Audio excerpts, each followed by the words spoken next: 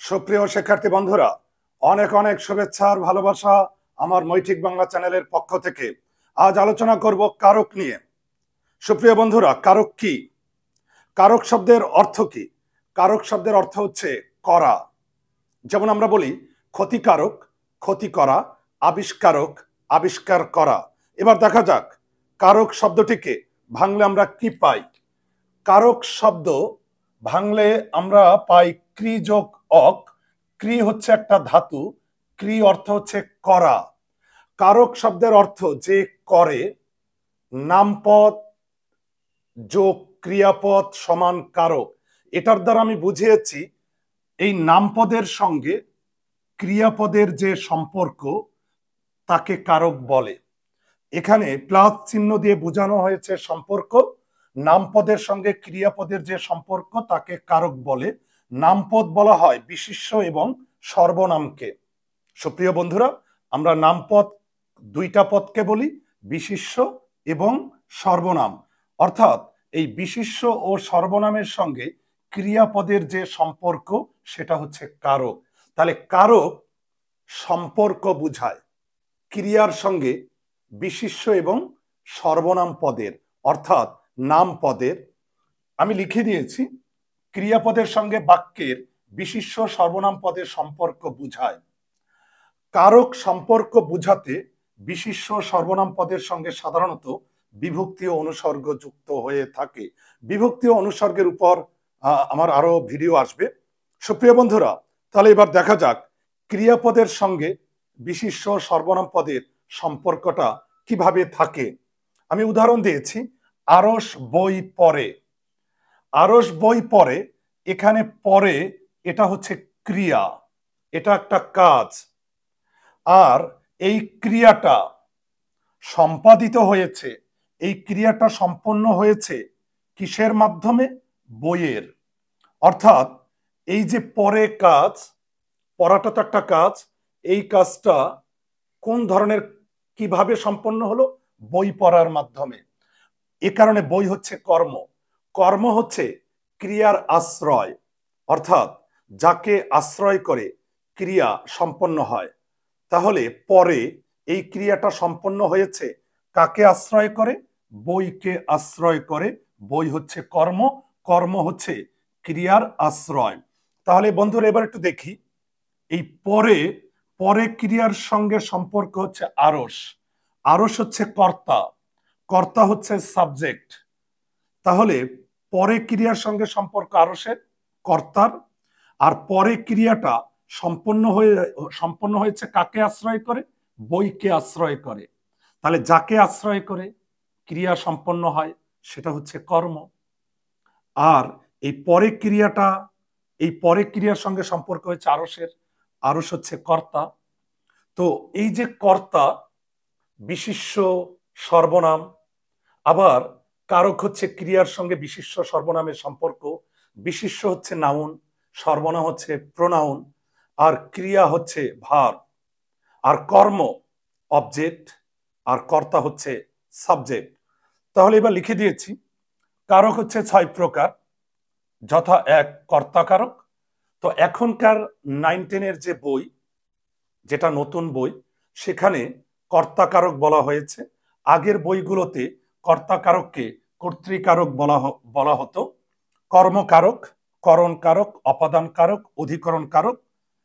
এখানে 6 নম্বরে একটা কারক বলা হয়েছে সম্বন্ধ কারক। সুপ্রিয় বন্ধুরা, আগের যে ব্যাকরণগুলোতে, অর্থাৎ পুরনো ব্যাকরণগুলোতে এই সম্বন্ধ কারকের জায়গায় দেওয়া হয়েছিল সম্প্রদান কারক। কিন্তু এখন সম্প্রদান কারককে পণ্ডিতগণ আলাদা কোনো কারক মনে করেন না, কারণ সম্প্রদান কারক কর্মকারকের অন্তর্গত। যে কারণে সম্প্রদান কারককে এখন কর্মকারক বলা হয়। সম্প্রদান কারক এবং কর্মকারকের উপর আমার ক্লাসে ভিডিও আসবে। সুপ্রিয় বন্ধুরা, এটার বাইরে আরো একটা কারক ধরা যায়, সেটা হচ্ছে নিমিত্তার্থে কারক বা নিমিত্ত কারক। তাহলে আগের পুরানো ব্যাকরণ বই থেকে কোন কারকটা বাদ গেল? সম্প্রদান কারক। তাহলে সুপ্রিয় বন্ধুরা, কারক সম্পর্কে, কারকের সংজ্ঞা, কারকের প্রকারভেদ আমরা জানতে পারলাম। এবার কারকের প্রকারভেদ নিয়ে বিস্তারিত আলোচনা হবে। সুপ্রিয় বন্ধুরা, তাহলে এবার কর্তা কারক কর্তৃকারক নিয়ে আলোচনা করি।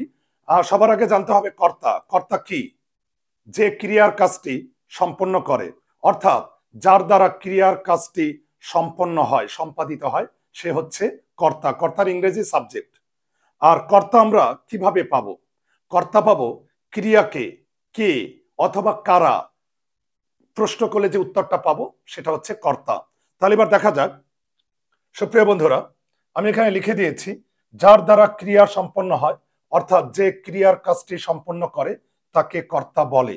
যেমন আরিশা গান গায়।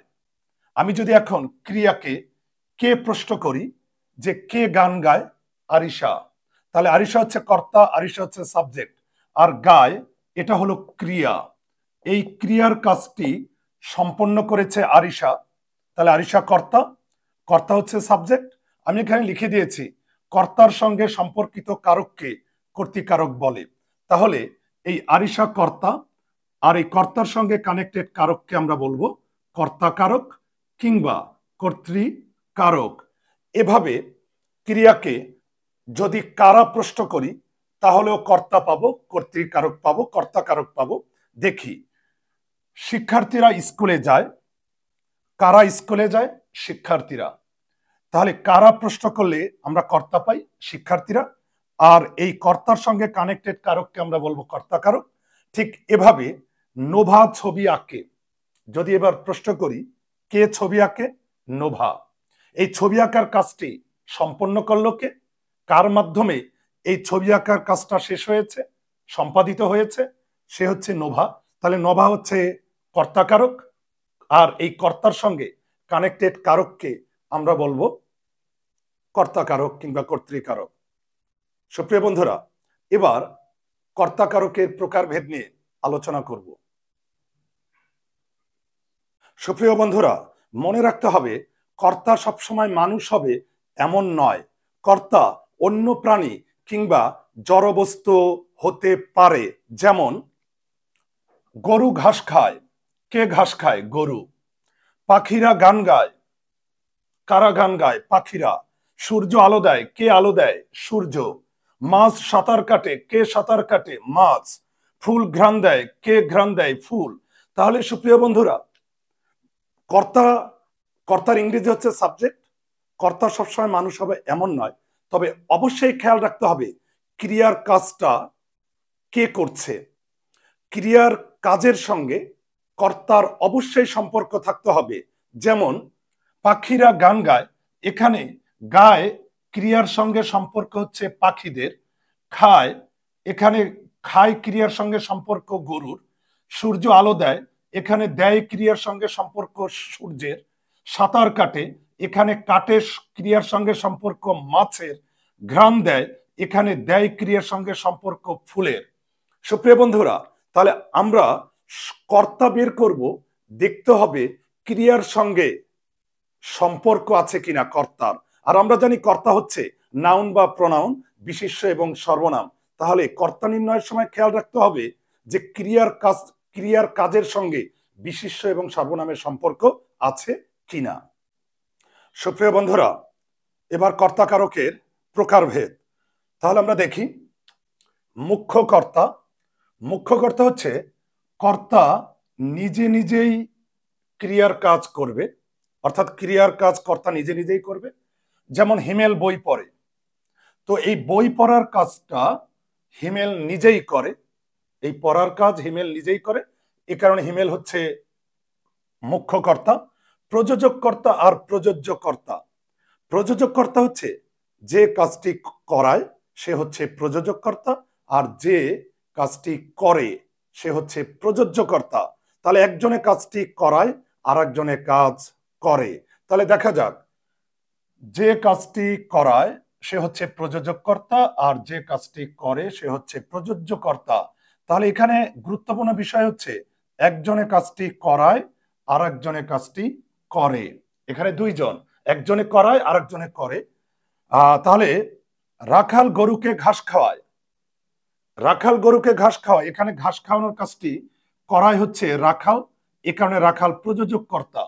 আর ঘাস খাওয়ার কাজ করে গরু, তাহলে যে কাজটি করে সে হচ্ছে প্রযোজ্য কর্তা।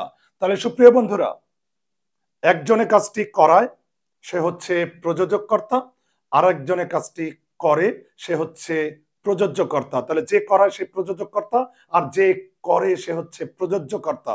আর মনে রাখতে হবে, এই প্রযোজক কর্তা যে বাক্যে থাকে সেই বাক্যের ক্রিয়াটাকে আমরা বলবো প্রযোজক ক্রিয়া বা নিযন্ত ক্রিয়া। ব্যতিহার কর্তা, একাধিক কর্তা একই কাজ করবে, একাধিক কর্তা একই কাজ করবে। যেমন রাজায় রাজায় যুদ্ধ করে, এখানে রাজায় রাজায় একাধিক কর্তা আছে আর এরা একই কাজ করেছে, সেটা হচ্ছে যুদ্ধ করা। সুপ্রিয় বন্ধুরা, মনে রাখতে হবে ব্যতিহার কর্তায় কর্তাগুলো জোড়ায় জোড়ায় থাকে, আলাদা আলাদা থাকে। কখনো এভাবে বলা যাবে না রাজারা যুদ্ধ করে, কারণ রাজারা যুদ্ধ করে সরাসরি বহুবচন দেয়া যাবে না, বলতে হবে জোড়ায় জোড়ায় আলাদা আলাদা করে রাজায় রাজায় যুদ্ধ করে। এই রাজায় রাজায় একাধিক কর্তা, অর্থাৎ কর্তাগুলোকে আলাদা আলাদা রাখতে হবে। এখন আমরা যদি বলি পণ্ডিতে পণ্ডিতে তর্ক করছে, তাহলে পণ্ডিতে পণ্ডিতে একাধিক কর্তা, আর একাধিক কর্তা একই কাজ করে, এই জন্য এই কর্তাগুলোকে বলা হয় ব্যতিহার কর্তা। পিতা পুত্রে মাঠে কাজ করছে, পিতা পুত্র একাধিক কর্তা, আর একাধিক কর্তা একই কাজ করছে, মাঠে কাজ করে, তাহলে ব্যতিহার কর্তা। এবার দেখা যাক সমধাতুজ কর্তা। কর্তা এবং ক্রিয়া সমান বা একই ধাতু থেকে, ধাতু হচ্ছে ক্রিয়ার মূল, আর একটা মূল থেকে, ক্রিয়ার মূল থেকে অসংখ্য শব্দ তৈরি হয় যদি জন্ম নেয়, অর্থাৎ সমান, নামটা সমধাতুজ, সম শব্দের অর্থ সমান, আর জ জ এই শব্দ এই বর্ণটা দিয়ে বোঝানো হয় জন্ম।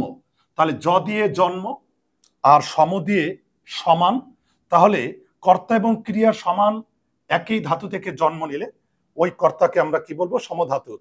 লেখক বই লিখে, এখানে লেখক হচ্ছে কর্তা আর লিখে হচ্ছে ক্রিয়া, তাহলে লেখক হচ্ছে কর্তা,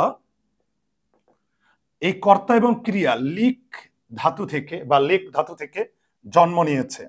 আর সুপ্রিয় বন্ধুরা, সমধাতুজ কর্তা এবং সমধাতুজ কর্মের উপর আমার ভিডিও আছে আলাদা করে, তোমরা দেখে নিতে পারো। আর সমধাতুজ কর্তা এবং সমধাতুজ কর্ম এটা বোঝার শর্টকাট কিছু টেকনিক আমি ভিডিওতে দিয়েছি। এখানে আমি বলছি কিভাবে সমধাতুজ কর্তা চিনব। সমধাতুজ কর্তা আমরা চিনব কর্তা এবং ক্রিয়া, এই কর্তা এবং ক্রিয়ার মধ্যে ব্যঞ্জন বর্ণ কমন থাকে। ও সবগুলা ব্যঞ্জন বর্ণ কমন না থাকলেও অধিকাংশ ব্যঞ্জন বর্ণ কমন থাকে। ওই যে বীজগণিতের সেই কমন সূত্র, কমন থিওরিটা কাজে লাগাবো। দেখি, লেখক বই লিখে, এখানে লিখে ক্রিয়ার মধ্যে দুইটা ব্যঞ্জন বর্ণ আছে, ল এবং খ, এই দুইটা ব্যঞ্জন বর্ণ কর্তার মধ্যে কমন আছে। তাহলে সুপ্রিয় বন্ধুরা, মনে রাখতে হবে লিখে ক্রিয়া, ক্রিয়া যে ব্যঞ্জন বর্ণ দ্বারা তৈরি, সেই ব্যঞ্জন বর্ণগুলো যদি কর্তার মধ্যে কমন থাকে, সবগুলা না থাকলেও অধিকাংশ বর্ণ যদি কমন থাকে, তাহলে এই কর্তাটাকে আমরা কি বলবো? সমধাতুজ কর্তা। এভাবে আমি যদি এখন বলি খেলোয়াড় চমৎকার খেলে, খেলোয়াড় এবং খেলে, এই কর্তা এবং ক্রিয়ার মধ্যে ব্যঞ্জন বর্ণ কমন আছে, খ আর লে, ল। এভাবে যদি আমি বলি গায়ক গান গায়, তাহলে গায়ক এবং গায়, কর্তা এবং ক্রিয়ার মধ্যে ব্যঞ্জন বর্ণ কমন আছে। সবগুলা ব্যঞ্জন বর্ণ কমন না থাকলে অধিকাংশ ব্যঞ্জন বর্ণ কমন থাকবে। এবার বাচ্য অনুযায়ী কর্তা আবার তিন প্রকার, মনে রাখতে হবে। বাচ্য অনুযায়ী কর্তা তিন প্রকার: কর্ম বাচ্যের কর্তা, ভাব বাচ্যের কর্তা, কর্ম কর্তৃবাচ্যের কর্তা। তো কর্ম বাচ্যের কর্তাটা কি? এখানে কর্মের সঙ্গে আমরা জানি কর্মবাচ্য, এই বাচ্চে, বাচ্য হচ্ছে বাক্যের প্রকাশভঙ্গি, কর্মবাচ্যে কর্মের সঙ্গে ক্রিয়ার সম্পর্ক থাকবে। কর্মবাচ্যে কর্তা থাকবে কিন্তু কর্তার সঙ্গে ক্রিয়ার সম্পর্ক থাকবে না, থাকবে কর্মের সঙ্গে ক্রিয়ার সম্পর্ক। যেমন রহিম দ্বারা বই পঠিত হলো, এখানে বই হচ্ছে কর্ম আর পঠিত হলো হচ্ছে ক্রিয়া। এখানে পঠিত হওয়ার সঙ্গে বইয়ের সম্পর্ক, রহিমের সম্পর্ক না। তাহলে এখানে কর্তা আছে ঠিকই, কিন্তু এই রহিম কর্তার সঙ্গে পঠিত হওয়ার কোনো সম্পর্ক নেই, সম্পর্ক হচ্ছে বই কর্মের সঙ্গে পঠিত হওয়ার সম্পর্ক। তাহলে এই বাচ্যটা হচ্ছে কর্মবাচ্য। আর কর্মবাচ্য আমরা চিনি তৃতীয় বিভক্তি দ্বারা দিয়ে কর্তৃক এই বিভক্তিগুলো থাকে। তাহলে কর্মবাচ্যে যে কর্তাটা থাকে, সাবজেক্টটা থাকে, সেই কর্মবাচ্যের কর্তাটাকে আমরা কি বলবো? কর্মবাচ্যের কর্তা। এভাবে ভাববাচ্যের কর্তা। ভাববাচ্যটা কি? ভাববাচ্য হচ্ছে যে বাক্যে ক্রিয়ার অর্থ প্রধান থাকে। এবং মনে রাখতে হবে, ভাববাচ্যে এই ক্রিয়া কর্তা কিংবা কর্ম কারোই অনুসারী হয় না। আমি আবার বলছি, যে বাক্যে ক্রিয়ার অর্থ প্রধান সেই বাক্যটা হচ্ছে ভাববাচ্য। এবং ভাববাচ্যে ক্রিয়া কর্তারও অনুসারী হয় না, কর্মের অনুসারী হয় না। যেমন আমি উদাহরণ দিয়েছি, আমার যাওয়া হবে। এখানে আমার বাদ দিলেও বাক্যটা হয় যাওয়া হবে। তো যাওয়া এটা ক্রিয়ার সঙ্গে সম্পর্কিত শব্দ, ক্রিয়াবাচক শব্দ। আর এই যাবার অর্থটা এখানে গুরুত্ব পেয়েছে। তাহলে যে বাক্যে ক্রিয়ার অর্থ গুরুত্ব পায়, ক্রিয়ার অর্থ প্রধান, সেই বাক্যটাকে আমরা বলবো ভাববাচ্য। আর ভাববাচ্যে যে কর্তাটা থাকে, এখানে ভাববাচ্যের কর্তা হচ্ছে আমার, এই ভাববাচ্যের কর্তা আমার, এটা হচ্ছে ভাববাচ্যের কর্তা। সুপ্রিয় বন্ধুরা, আমরা জানি ভাববাচ্যের কর্তার সঙ্গে অধিকাংশ ক্ষেত্রেই ষষ্ঠী বিভক্তি র এর যুক্ত থাকে। ষষ্ঠী বিভক্তি র এর যুক্ত থাকে। তো বাচ্চের উপর আমার ক্লাসের ভিডিও আছে, তোমরা দেখে নিতে পারো।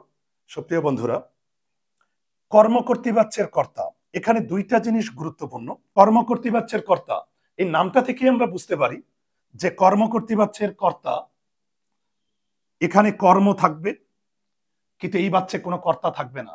আর এই কর্মটাকে কর্তা বলে মনে হবে, কর্মটাকে কর্তা বলে মনে হয়।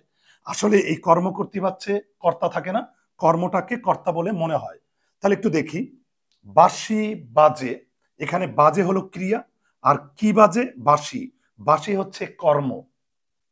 তো এই বাক্যে কোনো কর্তা নেই, এই বাক্যে কোনো কর্তা নেই। তো বাজার কাজটা কে করে? বাঁশি।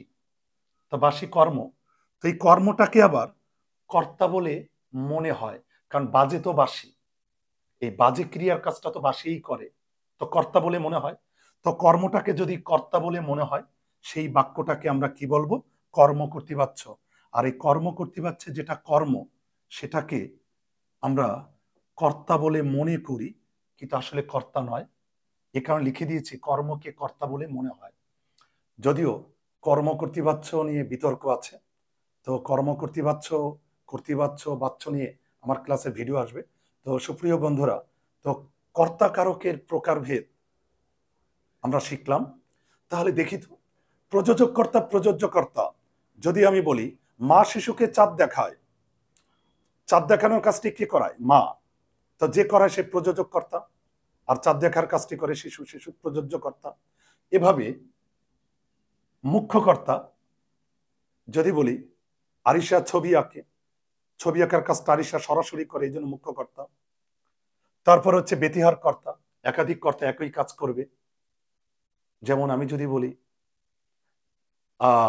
বাঘে মহিষে এক ঘাটে জল খায়, এখানে বাঘে মহিষে একাধিক কর্তা একই কাজ করেছে, আর একাধিক কর্তা আলাদা আলাদা ভাবে একই কাজ করেছে, এই জন্য এটা ব্যতিহার কর্তা। তো এইভাবে প্রকারভেদগুলো আমরা শিখবো, আশা করি আর ভুল হবে না।